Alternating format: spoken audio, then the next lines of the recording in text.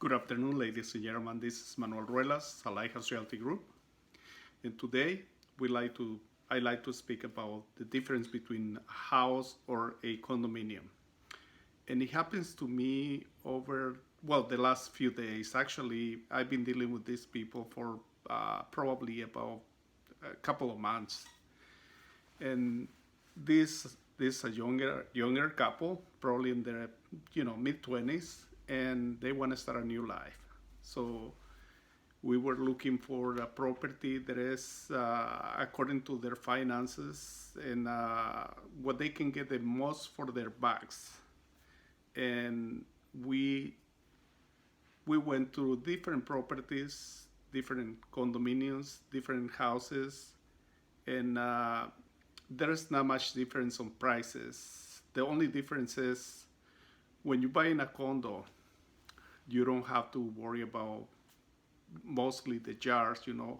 The association usually takes care the outside painting, the roof, the outside insurance, sometimes the water, sometimes the garbage, and even sometimes the cable. Now, how much is the association? Well, watch this. The association, it can be from anywhere from $200 all the way to $800. All depends which area of the city are you looking to purchase a condominium. So if you were to buy a house for, let's say, $400,000 or a condominium for $400,000, when you're making the payments, when you go to what is the most important, dollars and cents, you're gonna be broke if you purchase a condominium, because the average condominiums in town is, the very low price is about $200 for the association, and it doesn't cover anything. If you want like a middle class condominium, the average condominium is about $560 a month. The problem is $560 that you're never gonna see back. And even if you were to purchase a home, if you were to save $560 a month and you put into the principal rather than give it to someone else, you probably be paying the same property in 15 years rather than 30 years or 40 years. All depends what kind of loan you get. So talking about loans, different subjects. We have, the market is so good. I've been called several times this week from different lenders from different states that would like to do business in California. And they say, hey, Manuel, you bring me anything, and believe me, we guarantee that your clients are gonna close escrow. And that's wonderful. The only problem with that is every time we got a buyer, those buyers comes with 1, 2, or 3 lenders already. And things are different nowadays. Anyway, I walk away a little bit out of my subject. We were talking about condominiums and houses. On both properties, a house or a condominium, you need to pay property taxes. And our property taxes here in California are not too high. Thanks to the Proposition 13 that was established several years ago. I don't know how many years, but in different states, you pay a lot of money for property taxes. In California, what you pay pretty much is about 1% or 1.25% a year. So basically, let's say if your mortgage payment is about $1,000 monthly, on average you're gonna pay about $1,000 a year on property taxes, or $1,250, which is not bad. I mean, it's the only one thing we have good in California. Other than, all depends where you are. I mean, Monterey County has an excellent weather, but once you walk away from Monterey County, let's say you go to Gilroy and the weather is awful. I don't know. I like the fresh weather. So Let's say, for example, today we have, high 60s. It's great. You go to Gilroy, probably high 80s or maybe 90s. I don't know. So that's the good thing about Monterey County. You have a perfect weather. You never have to pay for air conditioning or anything like that.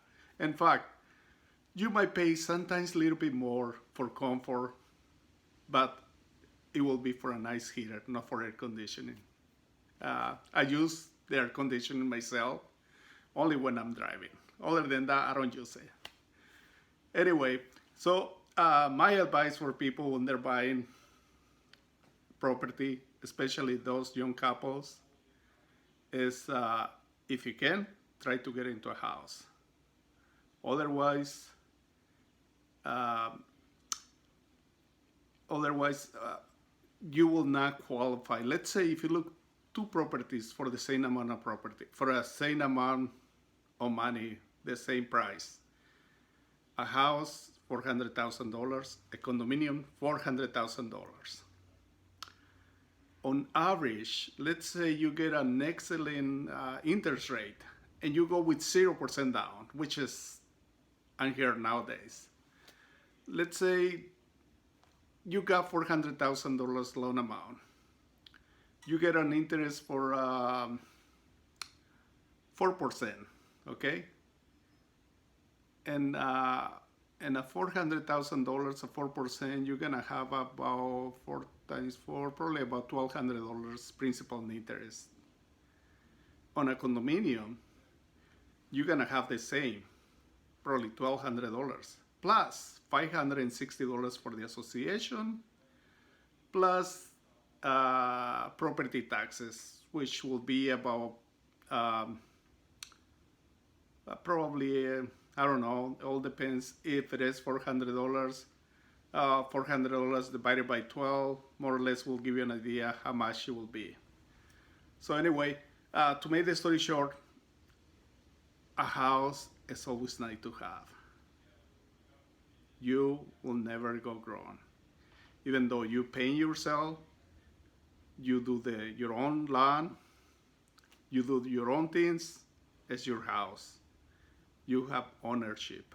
In a condominium, yeah, you have ownership, but only for your space.